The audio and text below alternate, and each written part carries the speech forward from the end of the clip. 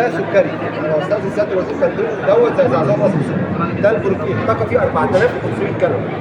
طيب احنا عندنا علاقه عكسيه ما بين البروتين وما بين الطاقه، وكل ما النبات ده كبر كل ما الطاقه زادت والبروتين قل. فدايما بيقولوا للفلاحين ايه؟ العجل اللي هو صغير الشهول وهو قصير يبقى البروتين عالي والطاقه قليله.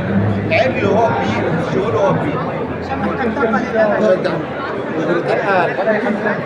البروتين يا فندم بيوصل معايا ل 18% تحاليل من عند سعادتك في الوزاره. بني كام؟ بني اساسا مصر 100% فرعوني. يعني الفكره دي اللي هو مسمينه بره مسمينها بني كام على شكل بني اللي هو بيبقى الحل المقصر اللي هو الاكل.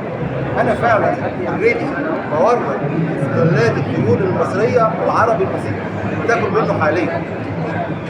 ليه؟ ما بيعملش سايد افكت، ما بيعملش انتفاخات، لان مشكله كبيره جدا ان انت تعمل انتفاخ في الاكل في الكيك بالذات. الرئيس مهتم جدا بمرحله